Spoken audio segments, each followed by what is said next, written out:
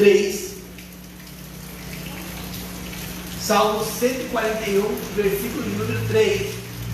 Apesar de que a leitura inicial do culto foi tão maravilhosa que quase nós podíamos ficar com ela, né?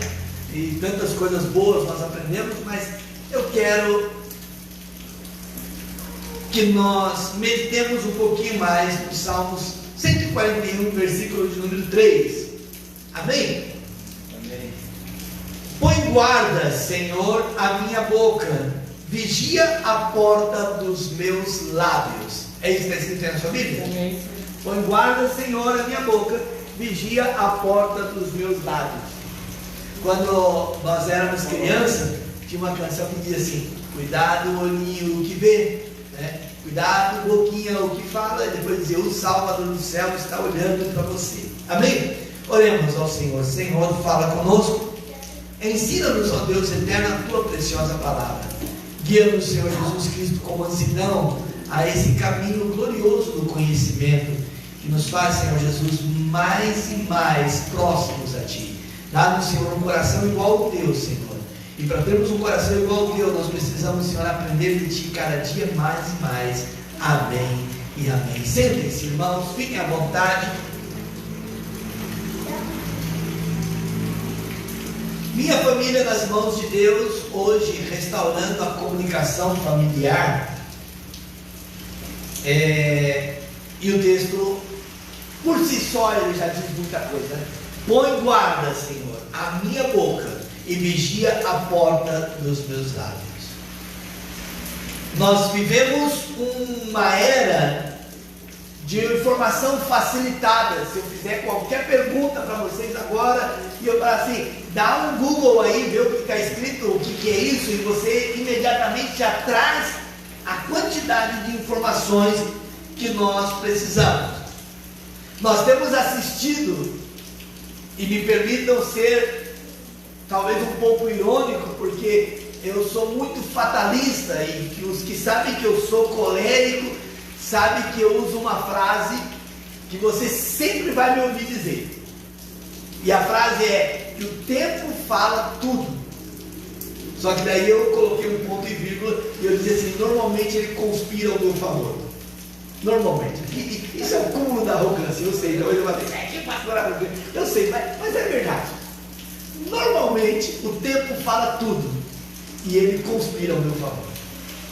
Desde quando começou essa brincadeira aí de fechar as coisas, irmãos, nós precisamos entender por que eu falo tanto na igreja que a gente não pode viver emocionalmente, que a vida do cristão ela é racional, ela não é emocional. Vocês viram a vergonha para o evangelho? Aquela quantidade de crente orando nos muros do exército e profetizando: eu profetizo que vai ficar provado e não sei o que. O que aconteceu hoje? Hoje não foi os 3 poderes lá, as 3 forças militares do Brasil simplesmente falar assim: ó, voltem a trabalhar, que aqui não vai ter intervenção militar nenhuma. Amém? Quando nós começamos a colocar o nosso empenho em isso daí tem fraude. Essa coisa não é desse jeito. Quando nós vivemos essa teoria de conspiração na nossa cabeça, é sinal que Deus não habita aqui. Porque que bom seria, querido, que bom seria para nós cristãos se realmente a vacina contra o Covid fosse uma farsa. Que bom seria. Porque daí continuaria morrendo não só os 600 mil que o Bolsonaro matou, mas continuaria morrendo mais outros 600 mil, e 700 mil, e 1 milhão, e 2 milhões. Mas imediatamente chegou a falsa vacina conspiratória e as mortes pararam. Que bom seria se nós vivêssemos essa teoria da conspiração. Tem fraude nas urnas. E agora viessem os militares e falassem: foi provado que tem fraude nas urnas. Mas com tanta equipe de vasculhamento, de busca de fraude, ninguém achou nada. Isso mostra uma coisa, que quando nós começamos a apontar: mas é que o choque 110 é menor que o 220. Aproveitar que o Romildo está aqui hoje, se ele estiver assistindo nós, porque dizem que o choque 110 ele chega a grudar você, que você fica ali tremendo, né? E o 220 te joga longe, eu não sei se é o contrário, mas quando nós começamos a conspirar que o choque X ele não é ruim e o choque Y é pior, irmãos, isso nos dá o jeito de meter o dedo na tomada. E não, seja ele 110, seja 220, seja só 55, seja de 12 volts uma bateria, deu choque, dói, é ruim. Amém?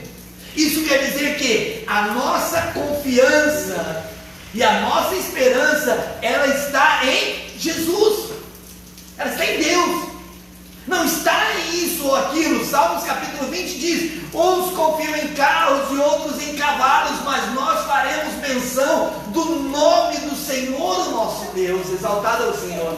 Esse Deus que nós servimos, é Ele que nos protege. Salmos capítulo 103: bendize a minha alma ao Senhor, e tudo que há em mim bendiga o seu santo nome, porque é Ele quem cura as tuas enfermidades, é Ele quem perdoa as tuas iniquidades, é Ele quem livra a tua alma da morte, é Ele quem te coroa de graça e de misericórdia, de modo que os teus caminhos não sofrerão a pena. Oh, exaltado é o nome do Senhor. Quando nós pensamos sobre tudo isso que eu estou falando, então nós precisamos levar em consideração que existe muitas comunicações falsas. Um pastor amigo meu que eu amo muito, ele colocou lá no story do WhatsApp dele, logo quando o Bolsonaro ficou quieto aquelas horas, ele falou: é que tem o código, se não me engano 114 que ele falou, da lei, que ele precisa ficar 72 horas quieto. E aí eu peguei e eu falei: meu amigo, você é um pastor, você é um missista, pregando mentira, código 114, da onde você tirou esse código, da onde você inventou essa lei? E daí depois ele falou: pois é, pastor, agora que eu vi que era mentira. Um pastor propagando essas coisas. Você consegue imaginar a loucura que é quando seus olhos não estão postos, fixos no Senhor? Você consegue imaginar? A loucura que vive no coração da gente. O irmão Wilmer, coitado, quanto ele sofreu ali no serviço, porque a maioria dos que estavam à volta dele, só falando bem do Bolsonaro e falando mal do Lula, e ele já pensando: de Deus, em nome de Deus, como ele fala, né? Vou ter que ir para Portugal, vou ter que ir para Canadá, para onde eu vou ter que ir fugir desse país, porque aqui vai virar uma Venezuela, os predadores de terrorismo. Imagina essa situação. Mas quando nós colocamos os nossos olhos em Cristo Jesus, nós sabemos que cumpre a palavra do Senhor, que nenhum mal te sucederá, nem praga alguma chegará à tua tenda. Não, irmãos, eu não estou fazendo apologia à política nem nada, só estou dizendo que o tempo fala tudo e normalmente conspira ao meu favor. Só isso eu estou dizendo. Normalmente ele vai conspirar, porque a verdade, ela é inflexível. A verdade, ela não é uma vara de bambu que ela desce e ela volta, não, ela é inflexível. Com o Senhor é sim, sim, não, não. Amém? Agora, amplia um pouco o seu horizonte. Esquece a política, esquece a saúde, esquece os tremores de terra que estão havendo no mundo. Esquece a temperatura, que até o inverno não quer ir embora, né? E continua fazendo frio, e já passou praticamente um mês que já estamos na primavera, né? E ainda continuamos sofrendo com frio e todas essas coisas. Esquece tudo isso e olhe somente para a sua casa. Olhe somente para o seu lar. Como é que anda a comunicação na casa? Quais são as palavras de ordem na sua casa? Quais são as coisas que chamam a atenção sua no seu lar? Quantas pessoas preferem muitas vezes estar na rua trabalhando do que voltar para casa, porque é certeza que na casa haverá algum tipo de discussão, não haverá conversa, e aquele que levantar mais o tom da voz, esse será o vencedor. Aquele que falar um pouco mais baixo está perdendo. Então logo se disputa a grandeza do lar, aquele que consegue gritar mais alto. Pensando dessa maneira, como anda a comunicação? Nós precisamos saber, irmãos, eu sempre falo para minha esposa essa frase muito antiga, e eu sei que por vezes eu falo algumas coisas parece que eu tenho mais de 100 anos de idade, mas tem uma frase que diz: quem não se comunica se estrumbica, né? Não sei se vocês conhecem essa frase aqui, mas é uma frase muito antiga: quem não se comunica se atropela, passa mal, né? Dá erro na vida. E a comunicação ela é vital. Os filhos precisam aprender a se comunicar com os pais, e os pais precisam aprender a se comunicar com os filhos.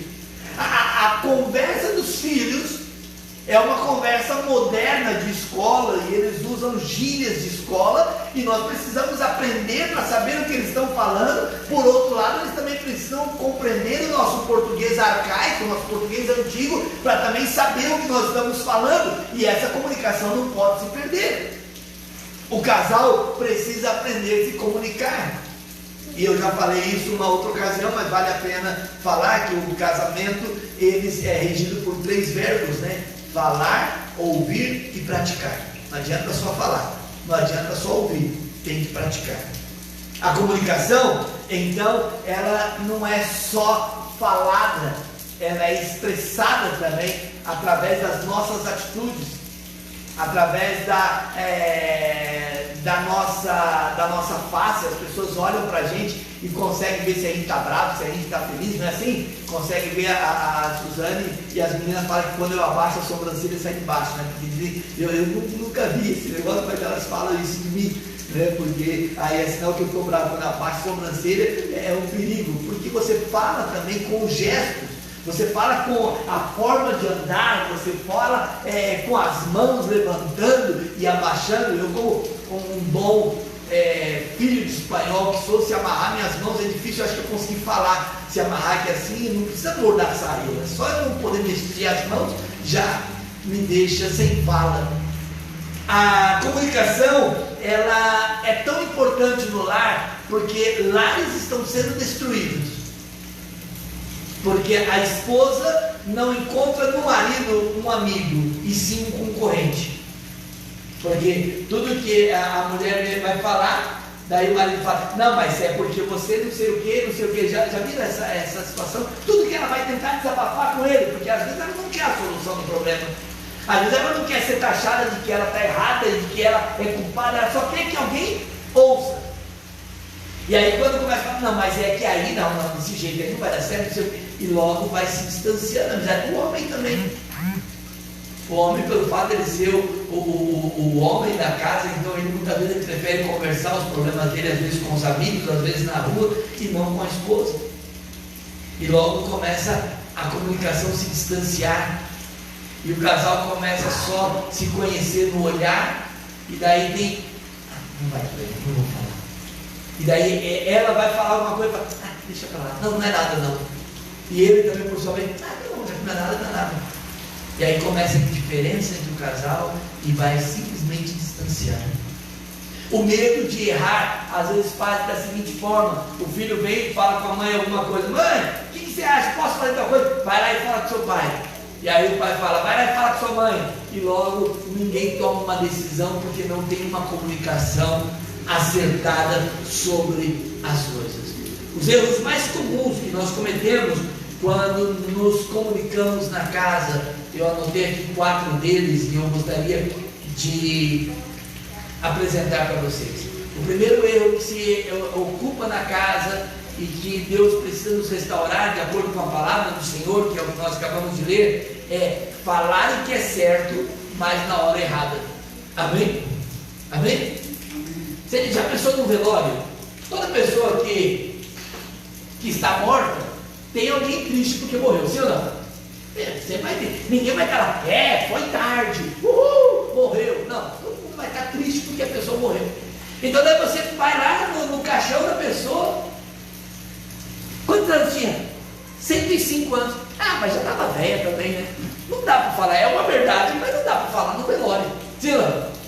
Não dá, é uma verdade. Você já viveu muito, já estava, né? E qual é a palavra que mais você ouve no velório quando a pessoa está doente e morre? Qual é a palavra? Vamos ver. A palavra que mais todo mundo fala. A pessoa... Descansou. Exatamente. A pessoa estava doente de cama há 10 anos. Daí o outro vai levar: descansou do que? Ela estava na cama durante 10 anos. Né? Oi? Estava sofrendo muito. Estava sofrendo muito. Né? Palavras verdadeiras, palavras certas, mas colocadas na hora errada. Porque ninguém quer ouvir isso. Né? Eu tenho meu pai, ele faleceu de câncer, e quando eu sempre conto essa história para vocês, e quando meu pai estava beirando a morte, então essas bochechas aqui já estavam afundadas, essa parte do olho estava afundada, assim, bem magrinho, os dedinhos mirrados, fino. Mas eu vou falar para você, eu não queria que meu pai descansasse.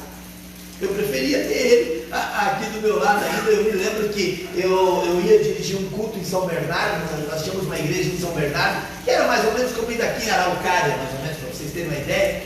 E eu colocava meu pai no banco do carro e eu enchia de travesseiros e eu colocava ali para ele ir confortável. E ainda, mesmo assim, no meio do caminho eu tinha que parar, porque, tadinho, ele não aguentava uma viagem tão curta, mas ele não aguentava o solavanco do carro, aquela coisa toda. Eu não queria que ele descansasse. Né? Eu não queria que ele, mas ele estava sofrendo, né? Que problema. Quando o médico chegou em mim, que já não tinha mais jeito, o médico falou assim para mim: olha, eu só te garanto uma coisa, quando ele for fazer, o médico falou dessa maneira, né? Quando ele for fazer a passagem, ele não vai sentir dor nenhuma. Eu fiquei pensando assim, mas eu não quero que faça nenhum tipo de transição, nenhum tipo de passagem, eu não quero que ele saia dessa vida. Mas a verdade é que são palavras certas, mas que às vezes são colocados na hora errada. O casal precisa aprender isso. Aí a gente tem que conversar com a irmã Dani, ela sabe disso, né? E aí a gente tem que falar para ela, tem muita coisa, irmã, você tem que poupar lá o João que está lá na clínica, não sei o quê, porque senão ele fica todo alterado, né? E a gente tem que sempre conversar com ela, porque ela tem palavras certas, mas que às vezes a hora não é a correta, porque senão ele vai ficar alterado lá. Amém? Assim é na nossa vida. Nós temos verdades absolutas que nós queremos falar, mas que nós precisamos aprender que tem hora que não é para falar. É a verdade. Aí eu falo da minha cólera, né? Aí eu falo de mim como colérico que sou, e eu falo, mas eu falei. Mas quantas eu falo isso direto com minha esposa, que a gente faz qualquer coisa que às vezes está acontecendo no mundo, lá fora e tudo, e daí eu falo, mas quantas vezes eu já não tinha falado? Você lembra que eu falei? Eu lembro. E de vez em quando eu brinco em casa e falo assim, você tem que me chamar de profeta, porque eu já tinha falado isso antes.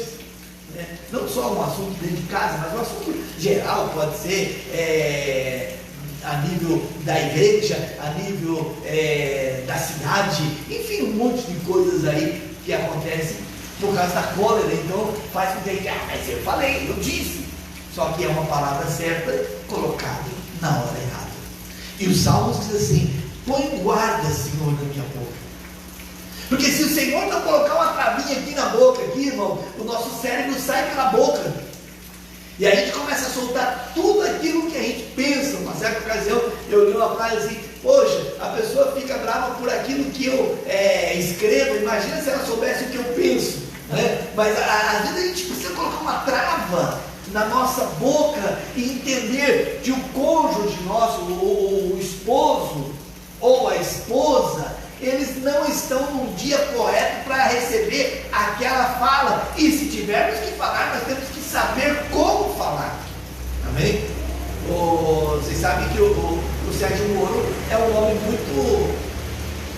muito inteligente, né? Muito sábio, eu considero ele muito inteligente. Mas ele, na escrita, ele é um analfabeto de pai e mãe, né? A primeira analfabetada que ele deu há um tempo atrás, ele foi escrever cônjuge, ele escreveu cônjuge, ou seu cônjuge, e não sei o quê. E agora hoje, ele soltou mais uma, não sei se vocês viram, no Twitter, não sei se vocês têm Twitter aqui, eu tenho e eu acompanho ele, e ele foi escrever, estou aqui, e em vez de escrever sobre as bênçãos, ele escreveu sobre as benções, né? Poxa, tudo bem eu escrever isso, tudo bem você escrever, mas um juiz, né? E aí estava uma bagunça, todo mundo no Twitter, teve mais de 3.000 comentários lá falando sobre como é que um juiz escreve benções. Amém? Você percebe que quando você fala, que nem no caso dele, ele falou uma coisa bem legal, que ele estava lá, tirou uma foto, andando já no Senado, porque agora ele é senador, andando e tirando foto sobre as benções de Rui Barbosa, ele falou. Que benções? Isso não existe. Amém?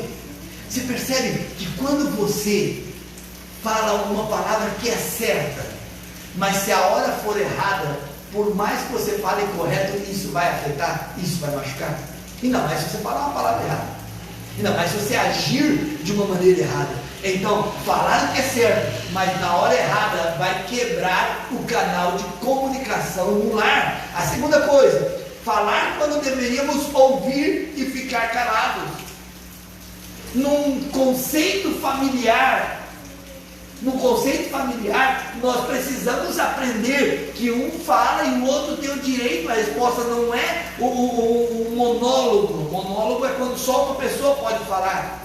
Mas na família é chamado de diálogo, porque mais que um fala. E aí vem o segredo antigo. Não sei se vocês ouviram esse segredo antigo, mas eu quero falar ele. O segredo antigo, minha avó sempre falava para mim que quando um burro fala, o outro abaixa a orelha. Amém? Aí vem o segredo antigo, que se um estiver falando, o outro tem que ficar quieto. Depois você levanta a mão, professora, eu posso falar? Depois você pede a palavra. Mas se os dois começarem a falar ao mesmo tempo, não vai aprender, não vai chegar num consenso. E aí entra os filhos no meio também para dar o pitaco deles, porque toda a ideia de filhos, e eu acho que isso é muito interessante. Eu estava agora mesmo falando com o irmão Wilber ali sobre isso, e o irmão Wilber falou: nós pegamos a opinião do Oliver, mas o Oliver não muda nada, a gente deve decidir que mais somos nós. E eu achei interessante isso, porque toda vez que você pedir opinião para o seu filho, e grave isso no coração, depois eu vou falar para você: eu te falei, grava isso. Toda vez que eu pedir opinião para o seu filho, ele vai ver de acordo com o interesse dele, não é de acordo com o interesse da casa. Amém? Não importa se você vai fazer qualquer coisa. Olha, o que você acha? Eu estou pensando, vamos fazer uma viagem para Disney ou vamos viajar aqui para Toledo, aqui no interior do Paraná? E daí você fala, para Toledo nós podemos isso, aquilo outro. Não, você já falou Disney. E ele quer saber, ou ela quer saber as coisas de acordo com o seu próprio interesse. Então cuidado com os conselhos tomados entre os filhos, porque ele sempre vai puxar a sardinha para a brasa dele e ele não quer nem saber do resto. Ela não quer nem saber do resto. Então logo o conselho com os jovens pode ser um problema. Lembra, nós lemos aqui 1 Reis capítulo acho que 11, se eu não me engano. Hoje nós lemos o 13, né? Acho que foi o 11. Lembra que o rei fez, se não me engano o nome dele é Roboão, e ele pegou e tomou conselho com os sábios da cidade e falou: o que você acha? Eles vieram pedir aí para que eu diminuísse a carga de impostos, porque está muito pesado e tal. E aí os homens falaram, os sábios falaram, Roboão mesmo, né? Capítulo 12. O que você acha?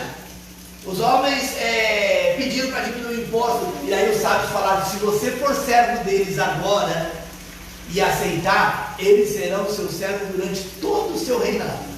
Olha que frase fantástica. Se você se submeter agora, durante todo o seu reinado, eles vão se submeter a você. Porém, se você não fizer, eles vão se rebelar. E aí o menino foi, o rei, foi com os amigos dele, jovens, da mesma faculdade, da mesma estirpe, da mesma classe, e falou: o que vocês acham? Não, fala para ele assim que seu dedo mínimo é mais grosso do que a cintura do seu pai.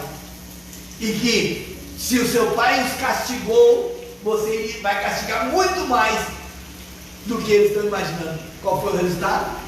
Ele tomou o conselho com os jovens e o reino foi dividido. Comunicação.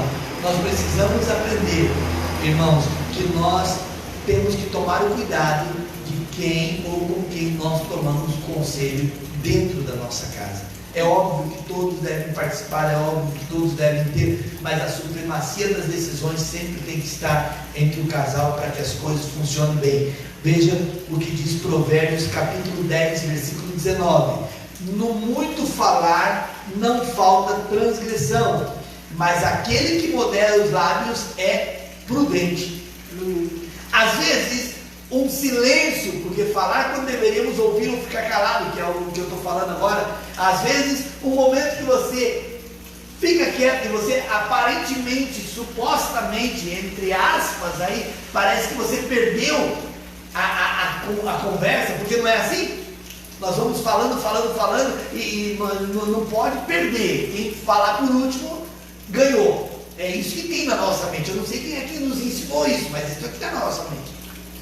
Mas a Bíblia fala aqui que no muito falar não falta transgressão. Então, às vezes, quando se cala, aparentemente parece que você perdeu, somente que a Bíblia diz que aquele que modera os lábios é prudente.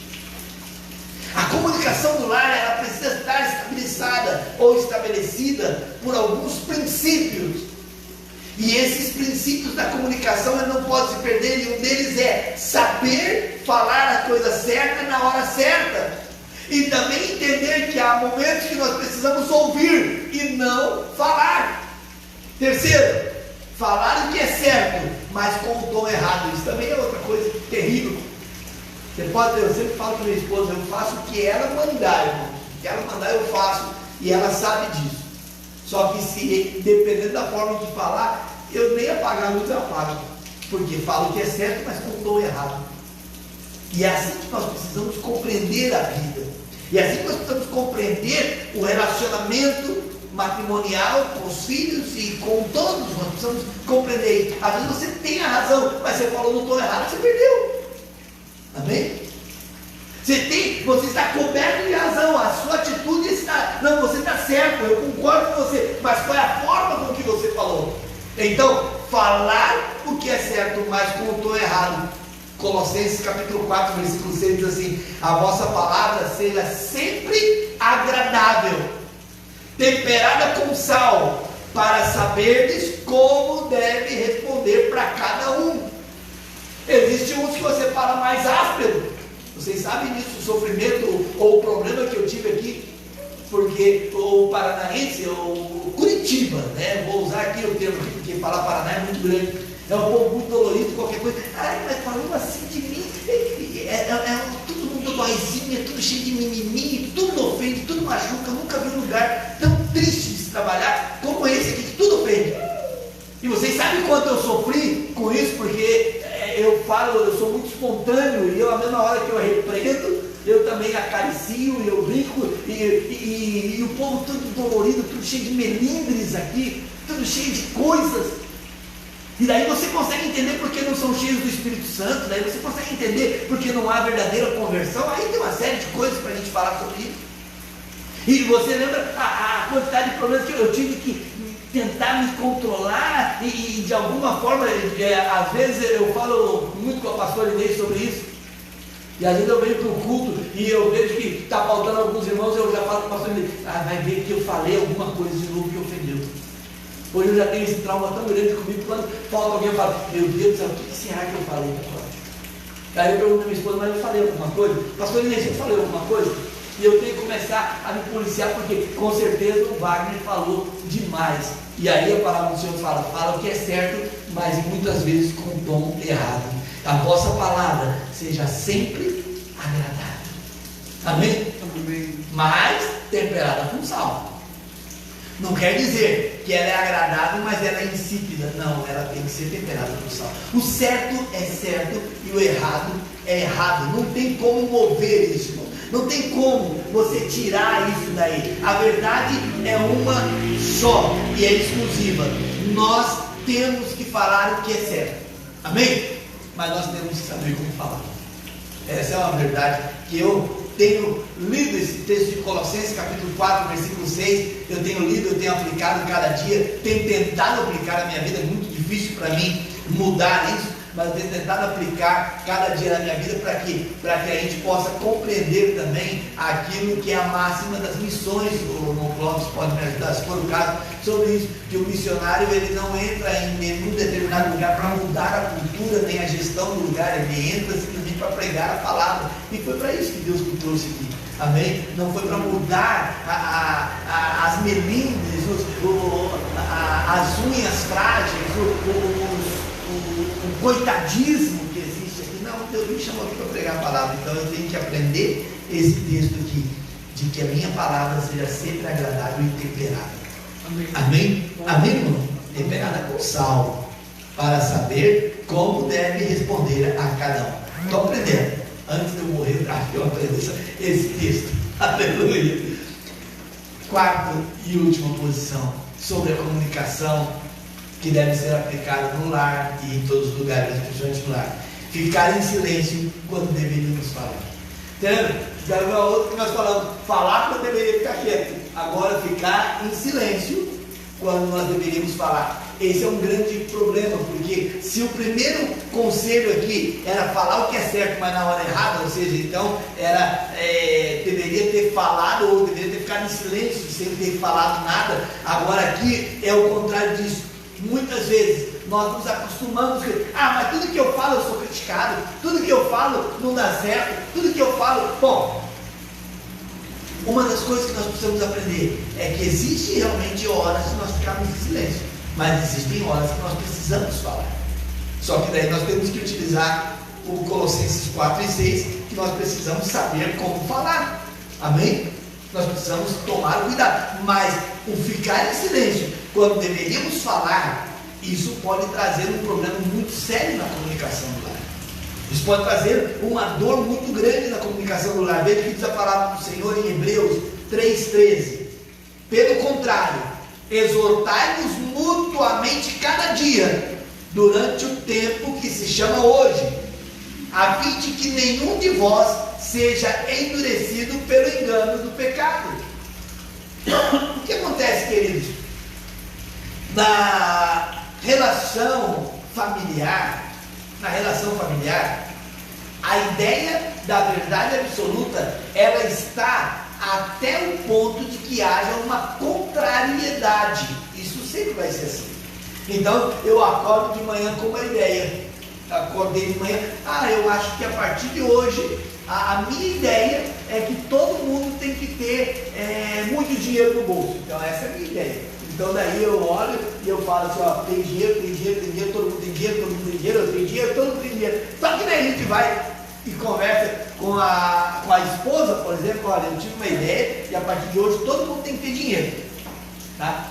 E daí ela vem e ela mata essa minha verdade absoluta com a seguinte pergunta, que legal, mas como você pretende fazer isso? Você fala, não sei. Percebe? Existem coisas, claro que eu usei só uma analogia, eu usei só uma ideia figurada, mas existem coisas que o silêncio, ele não faz bem. E aí, me permitam focar mais no caso das irmãs, que elas têm mais essa facilidade de guardar para si as coisas do que transmitir. O silêncio não faz bem. Claro, tem que saber como falar, lembra dos outros conselhos que eu dei lá atrás, mas o silêncio não faz bem para você. O silêncio te traz doenças, te traz doenças físicas, te traz doenças emocionais, te traz doenças neurológicas. O silêncio não faz bem, só que tem que saber como falar. E a ideia de, já veio, eu já falo logo de uma vez. Não é assim, porque nem todo mundo tem a mesma sensibilidade como você. Eu aprendi isso, irmão. Estou tentando corrigir, mas eu aprendi. Então você também precisa aprender isso. O silêncio não faz bem, mas você precisa saber como falar. Olha o que diz a palavra. Pelo contrário, exortai-vos mutuamente. Cada dia, não é uma vez por mês. A cada dia. Não existe acúmulo de problemas, irmão. O problema que, por exemplo, para mim pode ser muito grande, para você pode não ser nada. Um problema que para o seu marido pode ser uma coisa tão difícil de fazer, para você pode ser uma coisa tão simples. Um problema que para você pode ser tão grande, para o seu marido pode ser tão simples. Então não existe acúmulo de problemas. Uma hora que a gente tiver, como inventaram agora, né, a DR, né, a hora que a gente tiver a nossa DR, daí eu jogo tudo no ventilador.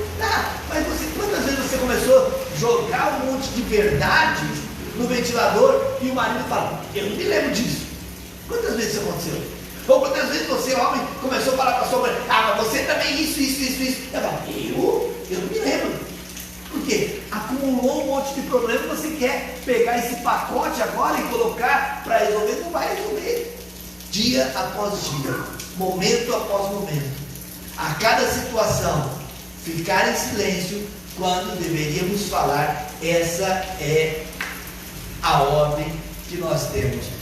Exortai-vos mutuamente a cada dia, durante o tempo que se chama hoje, a fim de que nenhum de vós seja endurecido pelo engano do pecado.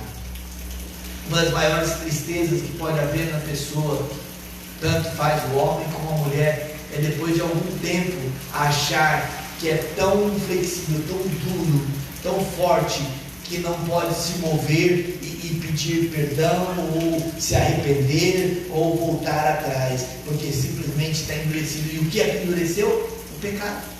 É o que acabamos de ler. Endurecido pelo engano do pecado. Existem verdades que para você, no casamento, ela é absoluta. E existem verdades que para o seu marido ou para a sua mulher, no casamento, ela nem sequer é uma verdade, é simplesmente uma história qualquer. E isso precisa se encontrar em algum momento para poder descobrir se realmente é verdade ou se não é verdade. E aprender a ouvir, aprender a falar e aprender a praticar essas coisas é de suma importância. Por isso que hoje nós aprendemos muito com o apóstolo Paulo quando ele fala, e eu quero repetir mais uma vez Colossenses 4 e 6: a vossa palavra seja sempre agradável e temperada com sal, para saberes como deveis responder a cada um. Da nossa boca não devem sair palavras torpes, mas unicamente palavras para edificação, conforme a necessidade, a fim de transmitir a graça aos que ouvem. Devemos ter uma linguagem sã e uma linguagem irrepreensível. E por que isso? Por quê? Porque os nossos filhos estão vendo.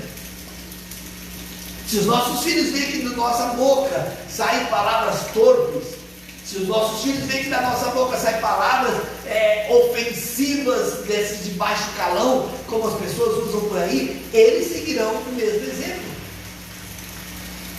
Tem uma canção que o homem canta em espanhol assim, ele fala: Senhor, eu quero ser como tu, porque Ele quer ser como eu. Ou seja, Senhor, eu quero ser como tu, porque Ele quer ser como eu. E o cantor ele começa a dizer na canção assim: me ajuda a ser um bom exemplo para que os seus olhinhos possam me ver. E dessa forma nós precisamos compreender. Quando nós começamos a agir de uma maneira desvairada na casa, os nossos filhos verão isso e eles agirão da mesma forma. Amém? Então, muito mais importante do que a competição na comunicação é saber o exemplo que nós estamos dando. E precisamos ainda estar atento à carta que Tiago escreve no capítulo 1, versículo 9, que diz assim: todo homem, pois, seja pronto para ouvir e tardio para falar. Amém? Essa é outra situação que eu tenho achado fantástica ultimamente. Quem fala precipitadamente, sem refletir, pode causar muitos males. E eu tenho buscado essa maneira. Lá em casa virou uma brincadeira que a minha esposa me fala: quer saber uma coisa? Eu não falo mais nada, mas só que ela está falando toda hora, né? E ela fala: eu não falo mais nada, eu não falo mais nada. E daí, de vez em quando a Thalita fala: eu não falo mais nada. E olha para a mãe dela e começa a rir, né, dessa situação aí, porque virou um jargão. Só que, na verdade, isso é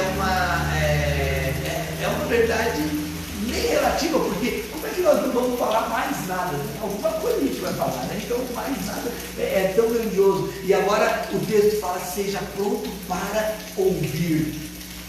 E agora eu pergunto para as irmãs, depois eu pergunto para os irmãos: irmãs, vocês têm ouvido o que seus maridos têm falado, ou vocês só estão escutando mesmo? Você tem ouvido o que seu marido fala? Olha, isso é assim, assim, assim. Ou você só escuta e quando ele fala blá, blá, blá, blá, blá, blá, blá, blá, blá, blá. Tá bom? Você só entendeu que tá bom. Da mesma forma, marido, vocês têm ouvido a esposa de vocês ou vocês só têm escutado? Tá bom, tá bom.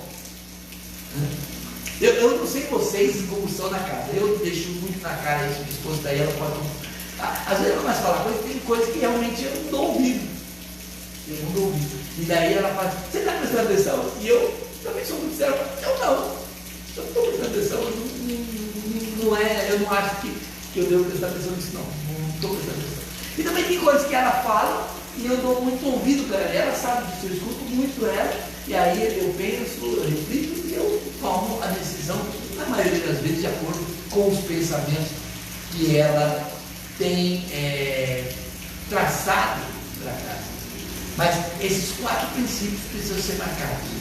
E o que Tiago fala sobre ser prontos para ouvir, deve ser uma prática no nosso casamento, deve ser uma prática na nossa vida, deve ser uma prática no trabalho, deve ser uma prática na sociedade, deve ser uma prática em todos os lugares aonde nós andamos. E para terminar, eu quero falar mais uma vez o texto dos Salmos que nós lemos. Senhor, põe em prática, ou põe em guarda, Senhor, a minha boca. Põe uma guarda na minha boca, Senhor, e vigia a porta dos meus lábios. Como é que tem sido a sua comunicação? O que temos feito para melhorar a nossa comunicação? Ao terminar esses curtos minutos que nós estamos falando aqui, até onde você, homem, você, mulher, está disposto a melhorar a sua comunicação? Até onde vai a condição que, não, eu acho que eu posso melhorar um pouquinho, eu acho que eu posso dar um passo a mais na minha comunicação? Até onde vai? Porque o Salmo 19, versículo 14, fala assim: as palavras dos meus lábios e o meditar do meu coração sejam agradáveis na tua presença, Senhor, rocha minha e redentor meu. Então não se engane.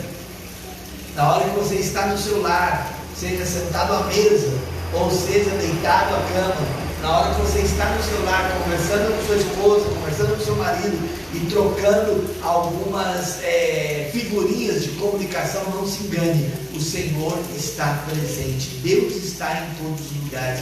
O salmista perguntou, disse: se eu subir a montanha mais alta, ou descer o mais profundo abismo, aí está o Senhor. Então o Senhor está em todos os lugares, em todos os lugares. Então, quando for falar, lembre disso: as palavras dos meus lábios e o meditar do meu coração sejam agradáveis à tua presença. Amém? Porque Deus está aí. Quando você estiver falando e as coisas, você tem que saber, aqui está Deus. E será que Deus está falando, espera um pouquinho, eu volto mais tarde?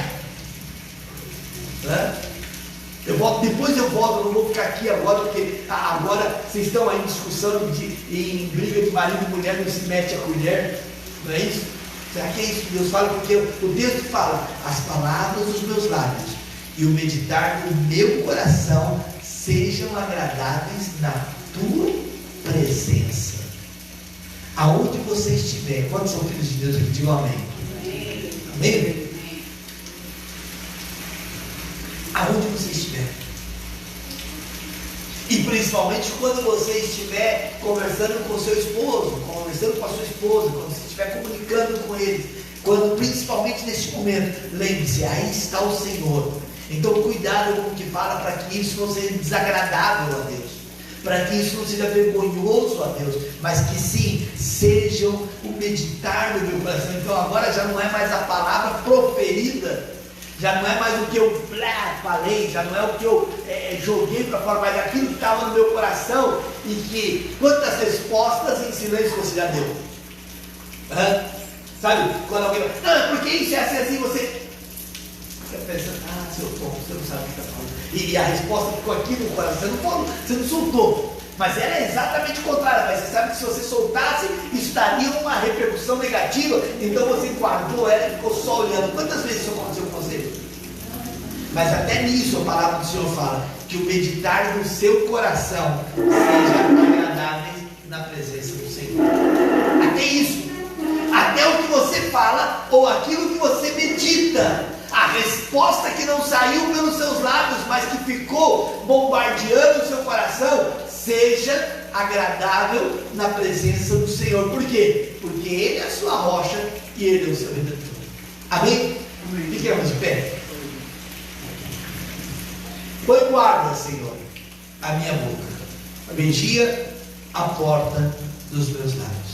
Que o Senhor possa restaurar a comunicação do matrimônio, que o Senhor possa fazer com que o lar aprenda a exercer essa situação de ler, de ouvir, de falar, de praticar, mas acima de tudo, que esses 4 conselhos que nós falamos agora há pouco calem no seu coração de tal forma que o seu lar seja abençoado com a arte da comunicação. Amém? Senhor Jesus Cristo, obrigado por este momento.